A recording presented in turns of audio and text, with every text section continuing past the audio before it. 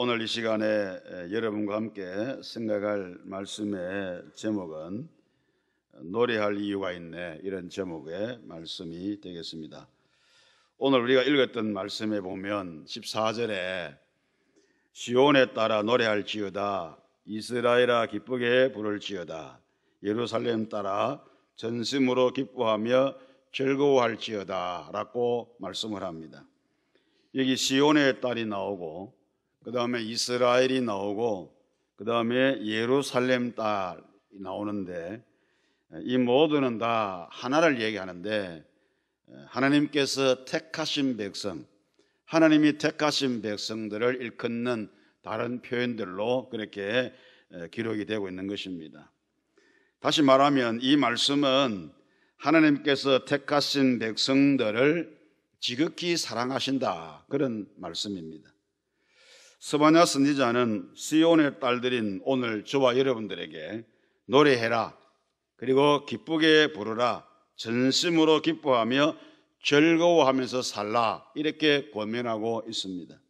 왜 우리가 기쁘게 살고, 왜 우리가 노래하며 살고, 왜 우리가 전심으로 기뻐하면서 즐거워하면서 살아야 하느냐, 그 이유가 뭐냐 하는 사실 오늘 본문에서 몇 가지 말씀해 주고 있는데, 그게 바로 노래할 이유, 찬양할 이유입니다.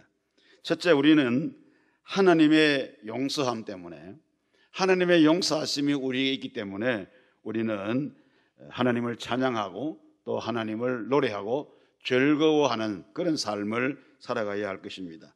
15절에 보면 여호와가 내 형벌을 제거하였고 여호와가 너의 형벌을 제거하였다, 이렇게 말씀합니다. 하나님께서 유다의 모든 죄를 용서해 주셨다라고 하는 그런 말씀인 것입니다. 스바냐 선지자가 하나님의 말씀을 선포할 그 당시, 이 말씀을 선포할 그 당시에 유다의 왕이 누구냐? 요시야 왕이었습니다. 이 요시야 왕은 어린 나이 8세 때에 왕위에 올랐습니다. 8살 된 아이가 왕위에 올랐는데 뭘 알겠습니까? 그렇지만은 그의 나이가 어렸지만은 하나님을 경외하는 마음이, 하나님을 섬기고 하나님을 영화롭게 하고 하나님을 경외하는 마음이 돈독했습니다. 요아스의 부왕이었던 아몬, 그리고 그 위에 므낫세, 그리고 이 두 임금은 아주 사악한 그런 왕들이었습니다. 하나님을 전심으로 섬기지 않았고 또 이방인을 아주 문란하게 섬겼습니다. 그래서 이 요시야가 어린 나이에 왕이 되었을 때 유다 전역에는 산당이 가득했습니다. 군데 이 이방신을 섬기는 그런 산당이 절비했다는 것입니다. 요시야는 스바냐 선지자의 말씀에 힘을 입어서 유다 전역에 있는 산당들을 전부 다 헐어버렸습니다. 바알과 아세라, 그리고 하늘의 일월 성신들을 위해서 만들었던 모든 제단들을 전부 다 헐어버렸습니다. 불살라버렸습니다. 찢고 빻아서 그것을 가루로 만들어서 강물에 전부 다 떠내려 보내버렸습니다. 이와 같이 그가 왕위에 오르고 난 다음부터 철저하게 회개 운동을 일으켰을 때 하나님은 유다의 모든 형벌들을 제하여 주셨다고 하는 그런 말씀인 것입니다. 그들의 죄를 다 사하여 주실 뿐만 아니라 오히려 그들에게 축복해 주셨다는 것입니다. 그래서 요시야가 유다의 왕으로 재임했던 31년 동안 유다는 부강할 수가 있었고 매우 번창한 그런 시대를 누리게 된 것입니다. 아마도 이스라엘 역사상 가장 행복한 시절을 보냈지 않나, 그렇게 생각해 볼 수 있을 정도로 요시야 왕의 시대는 정말로 부강하고 편안하고 든든한 그런 시대였다라고 합니다. 하나님께서는 오늘 저와 여러분들을 용서하시는 그런 하나님이십니다. 요한일서 1장 9절에 보면 만일 우리가 우리 죄를 자백하면 그는 미쁘시고 어려우사 우리 죄를 사하시며 우리를 모든 불의에서 깨끗하게 하실 것이라고 이렇게 말씀을 해주고 있습니다. 뿐만 아니라 히브리서 8장 12절 말씀에는 이렇게 말씀합니다. 내가 그들의 불의를 긍휼히 여기고 그들의 죄를 다시 내가 기억하지 아니하리라. 우리의 불의를 긍휼히 여겨주신다고 말씀했고, 그리고 또 우리 죄를 기억하지 않는다, 다시 기억하지 않는다 그랬습니다. 사람들은 용서해주고 그 다음에 또 긍휼을 베풀어 주지만, 그러나 시간이 지나고 세월이 지나고 나서 어떤 문제가 생기면은 과거에 자기가 용서해줬던 그런 일들을 다시 기억을 하면서 그 사람에게 상기시켜가지고 이야기하는 경우들이 없지 않아 있습니다. 그런데 하나님은 절대로 그렇게 하지 않는다. 다 잊어버리고, 다 용서했으면 잊어버리고 다시는 그 부분에 대해서 말씀을 하지 않는다고 하는 것을 말씀해 주고 있는 것입니다. 오늘 성도 여러분, 우리의 죄가 아무리 크다 할지라도 하나님의 은혜는 그것보다 훨씬 더 크다. 우리 죄가 이만큼 엄청나게 크다 할지라도 우리 하나님의 은혜는 그보다 더 크다는 겁니다. 그렇기 때문에 우리의 모든 죄, 우리의 모든 허물, 우리의 모든 부족함들을 하나님께서 다 커버하시고 다 덮으시고 다 용서해 줄 수 있는 그런 능력이 있다, 그런 말씀인 것입니다. 따라서 우리가 죄를 범했다 할지라도 두 손 들고 하나님께 나오기만 하면 하나님은 우리의 모든 죄를 깨끗하게 용서해 주시는 것입니다. 하나님은 우리를 회복해 주시고 우리에게 더 큰 복을 주시기까지 하시는 겁니다. 왜냐하면 우리는 시온의 딸이기 때문에, 하나님의 사랑받는 하나님의 자녀들, 하나님의 백성이기 때문에 그렇습니다. 그러므로 오늘 이 아침에 함께 하신 저와 여러분들, 우리의 죄를 자복하고 하나님께로부터 용서받는 하나님의 긍휼을 많이 받아서 하나님께로부터 이런 어떤 용납을 받는 은혜를 누리시기를 주의 이름으로 축원합니다.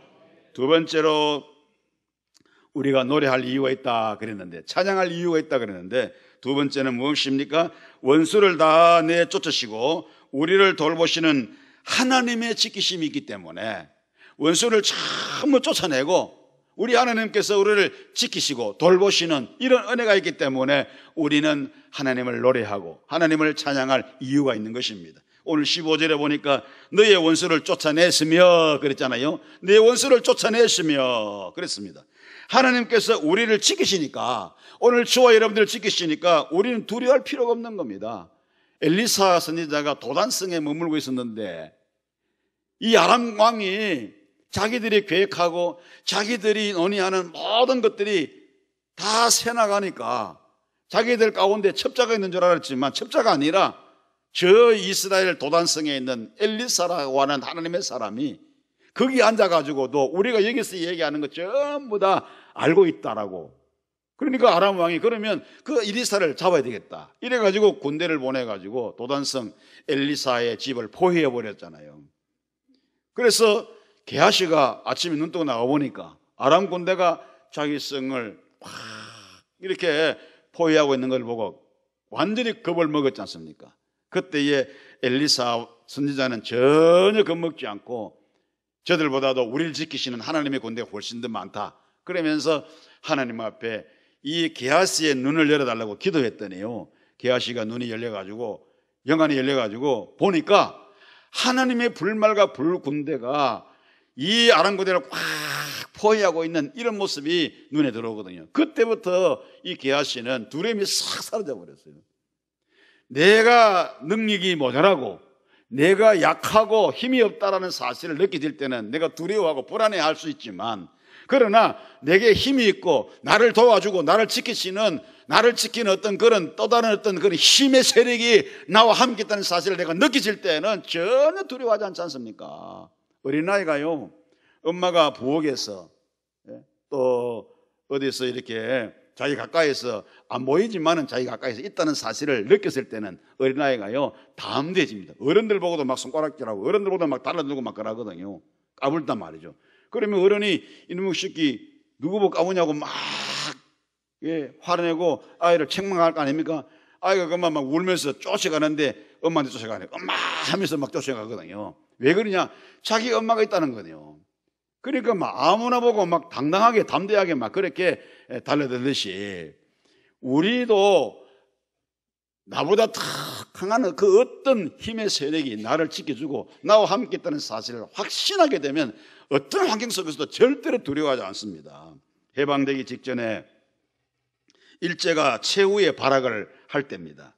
그들은 아주 무서운 음모를 꾸몄어요. 무슨 음모냐면 금강산에다가 우리나라 애국지사들과 기독교 지도자들 약 20만 명을 다 초청해서 대규모 수련회를 가지게 했어요. 그리고 그 금강산 부근에 큰 동굴이 하나 있는데 그들을 그곳으로 가서 관광을 하도록 그렇게 하고 사고를 위장해서 20만 명을 모조리 송두리째 생매장하려고 그런 음모를 가지고 있었습니다. 그들은 D-Day를 언제 잡았는가 하니까 8월 19일로 정했어요. D-Day를 8월 19일로 정했대요. 8월 19일 날 금강산에 애국지사 기독교인들 20만 명 모아놓고 초청해놓고 수련회 하도록 하고, 그리고 그 동굴 있잖아요. 그 동굴을 구경하도록 해가 다 그쪽으로 몰아넣고 매장해가지고 문 닫아버려, 동굴 닫아버리고 매장해가지고 완전 죽여버리려고 그런 음모를 꾸민 게 19일입니다. D-Day가. 그런데 만일에 하나님께서 우리나라 해방을 조금이라도 늦추셨다라고 하면 우리 민족은 큰일 날 뻔했습니다. 그런데 하나님께서는 8월 6일과 8월 19일 이틀간에 걸쳐가지고 히로시마, 나가사키에다가 원자폭탄을 투하했지 않습니까? 그때 사상자 수가 모두 몇 명인 줄 아십니까? 20만 명입니다. 일본 사람 사상자 수가 20만 명이 죽었다고 말입니다. 이 원자폭탄 두 방에다가. 그러니까 일본이 우리나라 사람 20만 명을 죽이려고 하다가 하나님의 심판으로 자기 국민들 20만 명이 죽는 이런 역전의 역사가 일어났다는 거 아닙니까? 하나님은 그들에게 심은 그대로 거두게 하신 것을 우리가 확인할 수가 있습니다. 그렇게 우리는 8월 15일을 기해서 해방을 받고 하나님은 우리나라에서 모든 원수를 다 쫓아내 주셨습니다. 하나님은 우리의 원수를 쫓아내실 뿐만 아니고 더 이상 원수 나라들이 우리나라를 괴롭히지 못하도록 우리를 지키시고 보호하시고 인도해 주신다는 것입니다. 나라가 어수선할 수도 있지만 그러나 절대로 우리가 겁을 먹거나 불안할 필요가 없습니다. 왜냐하면 하나님께서 우리나라를 지키시고 지금까지도 역사적으로 보면 하나님이 지금까지 우리나라를 다 지켜주지 않습니까? 그렇기 때문에 절대로 두려워하지 말고 걱정하지 말고 저와 여러분들은 하나님 앞에 엎드릴 때마다 나라 위해서 끊임없이 우리가 기도해야 될 줄로 믿습니다. 그러면 하나님의 은혜로 하나님의 섭리대로 쫙 나라가 지나갈 거예요. 분명히 걱정하지 말고 기도할 수 있는 우리가 되기를 바랍니다. 성경에 뭐라고 말했습니까? 하나님께서 집을 세우지 아니하시면 세우는 자의 수고가 헛되다 그랬잖아요. 성을 지키는 자의 파수꾼이 헛되다. 하나님이 성을 지켜주지 않으면 그 성을 지키는 파수꾼의 파수가 헛되다 그렇게 말씀했지 않습니까? 그렇기 때문에 하나님께서 우리나라를 지켜주신다, 이 확신 가지고 우리 모든 기독교인들은 끊임없이 나라와 민족을 위해서 우리가 기도해야 될 줄로 믿습니다. 오늘 15절에 보면 이렇게 말씀합니다. 이스라엘 왕 여호와가 네 가운데 계시니 네가 다시는 화를 당할까 두려워하지 아니할 것이라, 이렇게 말씀했잖아요. 여호와 하나님께서 우리 가운데 계시니 우리는 다시 화를 당하지 않을 것이다, 확실하게 우리에게 말씀해 주잖아요. 미국이 서부를 개척할 당시, 여러분 서부 영화 같은 거 보면 아주 황량하지 않습니까? 사막도 많고 황량한 벌판도 있고 거기에 보면 곰이나 사나운 짐승들이 나타나서 위협하기도 하고 그렇게 하잖아요. 시골 외딴 마을에 한 소년이 살고 있었어요. 그 소년이 나이가 차서 이제 학교에 들어갈 나이가 되었는데, 그런데 학교는 산을 넘어가야 할 만큼 먼 거리에 있습니다. 그 서부 지역 개척할 당시에 집이 큰 도시가 있는 것도 아니고 외딴 데 보면 다 집이 있고 멀리 학교 있고, 그러니까 산속에 그때는 또 사나운 맹수들도 많이 있었는데 무서운 곰들이 특히 그때 많았다고 합니다. 그런데 그 곰들은 사람을 해치는 경우가 참 많았다요. 아들은 아버지에게 학교 가고 싶다고 말했습니다. 아버지는 가만히 생각하더니 아들에게 이렇게 다짐을 해줍니다. 얘야, 네가 꼭 학교에 가고 싶다면 말리지 않겠다. 그러나 이 아빠는 네가 어릴 때부터 사내 대장부답게 용감하고 씩씩하게 자라주기를 바란다. 그러니 너 혼자라도 이 먼 길을 학교 갈 수 있다고 하면 아빠가 허락해 주겠다. 어떠니? 갈 수 있겠니? 이렇게 이제 아들한테 물었어요. 그래 아들은 너무도 학교 가고 싶은 마음에 나 혼자서라도 가겠다고 그렇게 아버지한테 다짐을 했어요. 그래서 아버지는 아들의 마음을 헤아리고 학교에 가도록 배려를 했습니다. 아들은 늘 두려운 마음이 있었지만, 학교에 오고 가는 그런 과정 속에서 두려운 마음이 있었지만 담대함을 가지고 학교에 다니기 시작했습니다. 그러던 어느 날 학교를 파고 돌아오는데 걱정하던 일이 현실로 나타났습니다. 무슨 얘기인가 하니까 큰 곰 한 마리가 사나운 이빨을 어른거리면서 이 아이 앞에 딱 나타난 거죠. 아이는 너무 두려운 생각에 꼼짝도 못하고 그 자리에 얼어가지고 서 있었어요. 그런데 갑자기 그 아이 뒤에서 땅 하는 소리가 들리는데, 총소리가 들리더니 그 아이를 위협하던 곰이 그대로 그 자리에서 쓰러져 버리는 거잖아요. 아이가 깜짝 놀라가지고 뒤를 돌아보니까 아버지가 총을 들고 빙긋이 웃으면서 그 자리에 서 계시는 것을 아이가 발견했어요. 아버지는 그 든든한 두 팔로 아이를 착 안아주면서, 꼭 안아주면서 하는 말씀이, 얘 괜찮냐?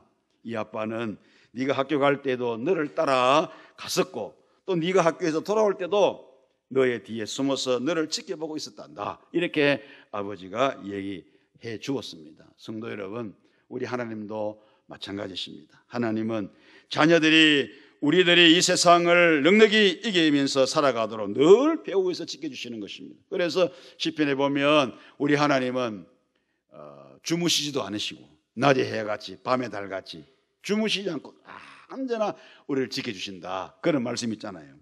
우리가 세상을 살아가다가 보면 맹수 같은 원수들이 많이 만나게 되는 것입니다. 그래서 그들은 늘 우리를 넘어뜨리려고 하죠. 그러나 우리는 두려워할 필요가 없습니다. 왜냐하면 하나님께서 우리의 거물이 되어주셔서 우리를 보호해 주시기 때문에, 하나님은 우리의 영원한 목적지인 그 시온성까지 반드시 안전하게 인도해 주시기 때문에, 그래서 우리는 두려워할 필요가 없다라는 사실입니다. 이사야 41장 10절 말씀에 두려워하지 말라, 내가 너와 함께함이니라. 놀라지 말라, 나는 네 하나님이 됨이라. 내가 너를 굳세게 하리라. 참으로 너를 도와주리라. 참으로 나의 어려운 오른손으로 너를 붙들리라. 이렇게 말씀했습니다. 한번 따라 하실까요? 두려워하지 말라, 내가 너와 함께함이니라. 놀라지 말라, 나는 내 하나님이 됨이니라. 내가 너를 굳세게 하리라. 참으로 너를 도와주리라. 참으로 나의 어려운 오른손으로 너를 붙들리라. 할렐루야. 확신하시기를 축원합니다. 그 다음 세 번째 우리가 노래할 이유가 뭐냐? 우리를 사랑하시는 하나님의 사랑이 있기 때문에 그렇습니다. 자, 17절에 보면 너의 하나님 여호와가 너의 가운데 계시니 그는 구원을 베푸실 전능자이시라. 그가 너로 말미암아 기쁨을 이기지 못하시며 너를 잠잠히 사랑하시며 너로 말미암아 즐거이 부르며 기뻐하시리라. 이렇게 말씀했어요. 자, 여기 보니까 하나님은 우리를 기뻐하신다고 그랬어요. 하나님은 저와 여러분들을 기뻐하신다고 그랬어요. 그런데 그 기뻐하시는 것도 그냥 기뻐하는 게 아니라 어느 정도입니까? 우리로 인해서 나 때문에 하나님이 기쁨을 이기지 못해가지고 어쩔 줄 몰라 하신다, 그 말이에요. 여러분들의 아들, 딸, 그리고 여러분의 손자, 손녀 보면 얼마나 기쁘고 얼마나 예쁩니까? 그래, 그 손자, 손녀, 아들, 딸을 보면 너무 기뻐가지고 어쩔 줄을 몰라 하는 그런 모습 한번 상상 한번 해보십시오. 하나님이 여러분들을 보실 때, 저와 여러분들을 보실 때, 당신의 백성 시온의 딸, 예루살렘의 딸, 하나님의 자녀들, 하나님께서 가만히 보실 때 얼마나 이쁘고 아름다운지 너무너무 좋으셔가지고, 너무 기쁘셔가지고 그 기쁨을 이기지 못해가지고 어쩔 줄 몰라 하시는 그런 표현 아니겠습니까? 그럴 정도로 하나님은 저와 여러분을 기뻐하신다는 거예요. 그렇게 사랑하신다는 거예요. 왜 하나님이 우리를 그토록 기뻐하십니까? 그것은 곧 우리가 하나님의 택하신 백성이고 시온의 딸이기 때문인 것을 믿으시기 바랍니다. 예수 그리스도의 피값으로, 하나밖에 없는 독생자 예수 그리스도의 그 피 흘리심, 그 피값으로 오늘 저와 여러분을 샀지 않습니까? 그래서 예수의 피로 사신 하나님의 자녀들이기 때문에 우리 때문에 하나님은 그렇게 기뻐하신다는 거예요. 부모가 자녀를 기뻐하는 것은 너무나 당연한 겁니다. 다른 아이들이요, 아무리 잘해도 내 자식이 잘하는 만큼 그렇게 기쁘지 않아요. 체면상 기쁘해 주지 사실은 별로 기쁘지도 않습니다. 오히려 어떻게 보면요, 약이 오를 수도 있어요. 속이 상할 때가 있어요. 그래가지고 그것 때문에 부부가 싸울 수도 있어요. 왜요? 내 자식이 공부 잘하고 내 자식이 선생님 칭찬받아야 부모가 기쁜데 내 자식은 맨날 농기치고 잘 안 되고 이웃에 있는 아이는 잘 되니까 그거 보고 속상하고 샘나고, 그러니까 막 마음이 아픈 거예요. 상처받고 시험 들고 그런 경우 있잖아요. 아니, 다른 집의 아이들은 말이죠, 공부도 잘하고 잘도 잘하고 말이지, 그리고 또 직장도 잘 돼가고 시집장가도 잘 가는데 우리 아이는 맨날 꼴찌고 맨날 잘 안 되고 시집도 못 가고 장가도 못 가고 이랬으면 얼마나 속상합니까? 그거 보면. 그 자녀 당사자 부모는 자기 자식 때문에 기뻐하지만 이웃들은 별로 기쁘지 않다는 거예요. 속상한다는 거예요. 쉔도 나고. 하나님은 누구로 인해서 기뻐하십니까? 천사들로 인하여 기뻐한다고 그렇게 말씀하지 않았어요. 우리로 인해서 기뻐한다. 예루살렘의 딸, 시온의 딸, 이스라엘 백성들, 하나님의 자녀들 때문에 하나님께서 기뻐하신다고 말씀하지 않습니까? 우리나라 국가대표 선수들이요, 동계올림픽에서 금메달 땄다고 하나님 기뻐하지 않습니다. 어느 정당이 지방선거에서 이겼다고, 국회의원 재보궐선거에서 압승했다고 하나님 기뻐하십니까? 아니옵시다. 나라가 부강해지고 세계를 주름잡는다고 우리 하나님 기뻐하시느냐? 아닙니다. 하나님의 기쁨의 대상은, 하나님의 즐거움의 대상은 오늘 저와 여러분이라는 사실을 믿으시기를 축원합니다. 하나님은 시온에 따른 저와 여러분들 한 사람 한 사람, 예수 믿어 구원받은 한 사람 한 사람, 저와 여러분들 때문에 하나님이 기뻐하시는 겁니다. 그 기쁨이 얼마나 충만한지 어쩔 줄 몰라실 정도로 기쁨을 이기지 못한다고 말씀했어요. 왜 그렇습니까?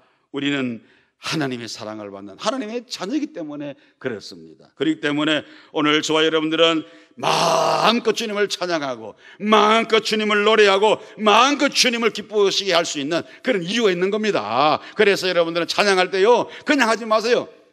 나도 너무너무 좋아서 나도 너무 기뻐가지고 어쩔 줄 몰라는 그런 마음으로 찬양하고 그런 마음으로 기뻐하고 그렇게 해야지, 억질로 우리가 손뼉치고 그렇게 하지 말라는 겁니다.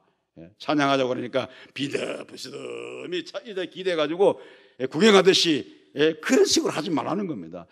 이 억지로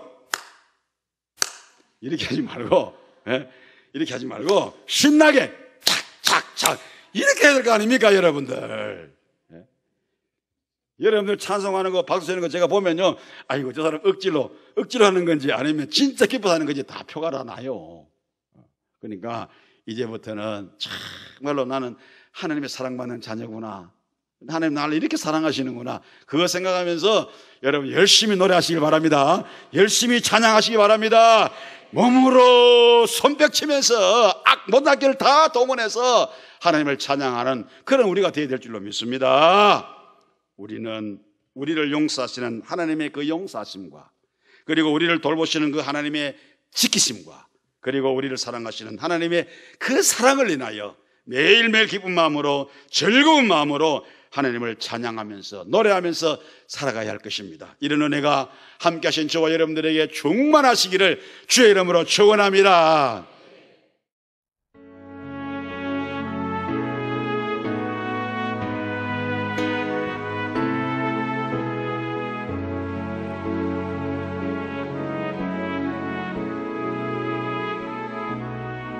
주님 앞에 섭니다.